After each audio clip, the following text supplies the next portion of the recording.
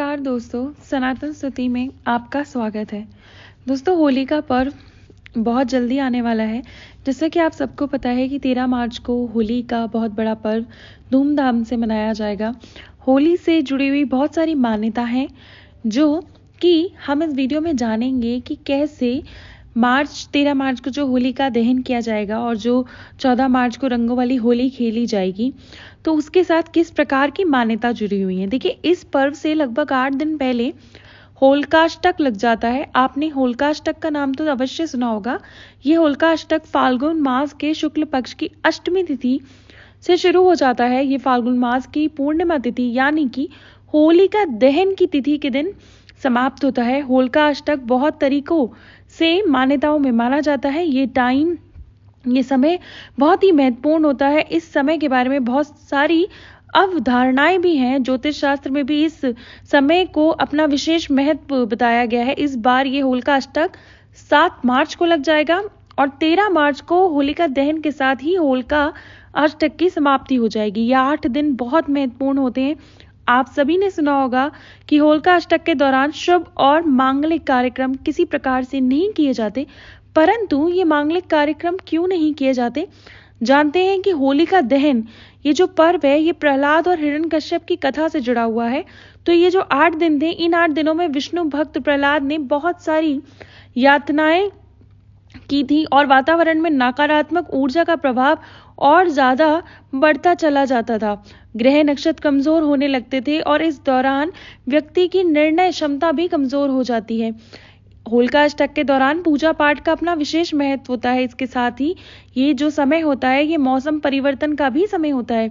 इसलिए इस समय के दौरान हमें बहुत ही अनुशासित दिनचर्या को फॉलो करना होता है और ग्रहों की जो नकारात्मक ऊर्जा होती हैं उसको हमें दूर करना होता है। इसमें कई ग्रह 8 ग्रह जो कि हम जानते हैं उग्र हो जाते हैं होलिका अष्टक में। इसीलिए होलिका अष्टक 8 की संख्या के अंदर रहता है, 8 दिनों तक चलता है। 8 ग्रह इस होलिका अष्टक के दौरान बहुत ही ज्यादा नकारात्मक ऊर्जा प्रदान करते हैं। और अष्टमी के दिन जो चंद्रमा होता है, जो नवमी के दिन जो सूर्य, दशमी तिथि पर शनि, एकादशी तिथि पर शुक्र, द्वादशी तिथि पर गुरु और त्रयोदशी तिथि पर बुध, चतुर्दशी तिथि पर मंगल और पूर्णिमा तिथि पर राहु उग्र स्थिति में रहते हैं और मनुष्य पर इसका बहुत बड़ा प्रभाव पड़ता है। इसलिए इस समय के दौरान किसी भी प्रकार के मांगलिक कार्यों को रोक लग जाती है और शुभ और मांगलिक कार्य नहीं किए जाते। होलिका अष्टक की अवधि में किसी भी प्रकार से शुभ मांगलिक कार्य करने पर उनका प्रभाव उस राशि वाले को जीवन पर्यंत झेलना पड़ता है। कई प्रकार की समस्याएं और उलझन में व्यक्ति फंस जाता है अगर वह इस दौरान कोई भी अपना मांगलिक कार्य शुरू करे। इसलिए इस समय आपको सिद्ध साधना और मंत्रों का जप, हवन, इस तरह की चीजें करनी चाहिए जिससे आपके जीवन में और आपके आसपास, आपके घर में सकारात्मक ऊर्जा जो है बनी रहे। ये समय बहुत ज्यादा नकारात्मक ऊर्जा से प्रभावी होता है। इसलिए जितना हो सके इस समय धार्मिक अनुष्ठान करें। धार्मिक मान्यताओं के अनुसार आप जब तब करें। जीवन में सुख, शांति, समृद्धि और उन्नति की प्राप्ति के उद्देश्य से आप इस समय में भगवान की पूजा अर्चना कर सकते हैं। आप जान लेते हैं कि कैसे हम होलिका अष्टक के दौरान जो है कुछ विशेष चीजें कर सकते हैं जिससे कि हमारे आसपास की नकारात्मक ऊर्जाएं दूर हो। देखिए, आपको सबसे पहले साफ सफाई का ध्यान रखना है। साफ सफाई अगर आप रखेंगे, घर में पुराने कागज, पुरानी घड़ियां, पुराना सामान, छत पे बिखरा हुआ सामान, इस तरह की कोई भी चीजें हो तो वो सारी चीजें आप साफ कर लें।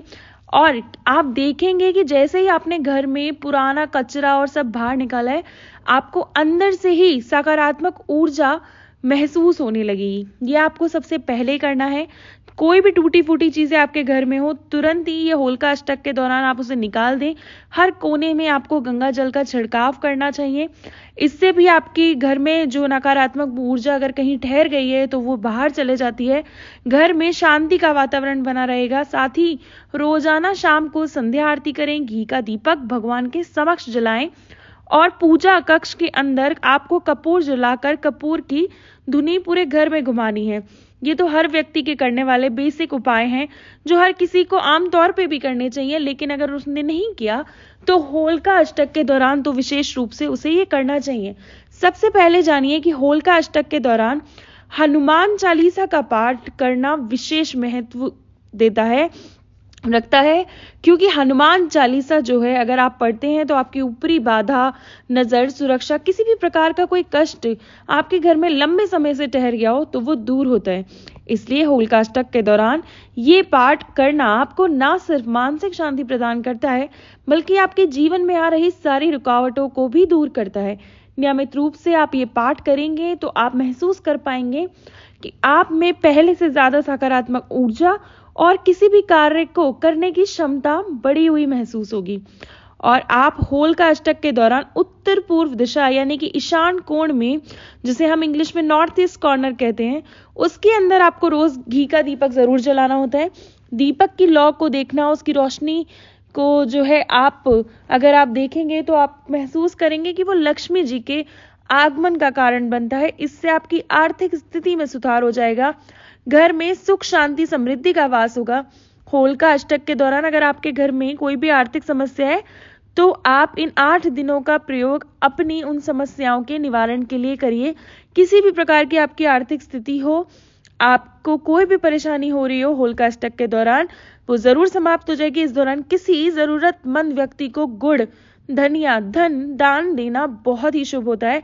इसी दौरान माँ लक्ष्मी की पूजा आराधना अवश्य करें।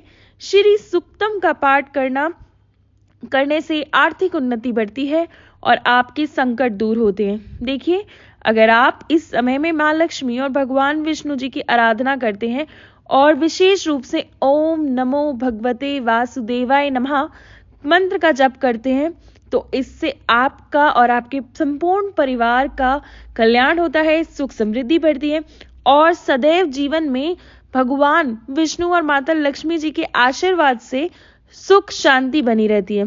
अगर आपका कोई ऐसा कष्ट है जो कि बहुत समय से आप उससे मुक्ति पाना चाह रहे हैं, परंतु हर बार हर उपाय करने पर भी वो कष्ट आपके घर में अभी भी बना हुआ है, तो आपको केवल भगवान भोले शंकर यानी कि शिव जी की पूजा आराधना करना इस समय में सबसे ज्यादा प्रभावशाली होगा। होलिकाष्टक के दौरान शिवलिंग पर रोजाना जल चढ़ाएं। ओम नमः शिवाय मंत्र का जितना ज्यादा जप हो सके जरूर करें।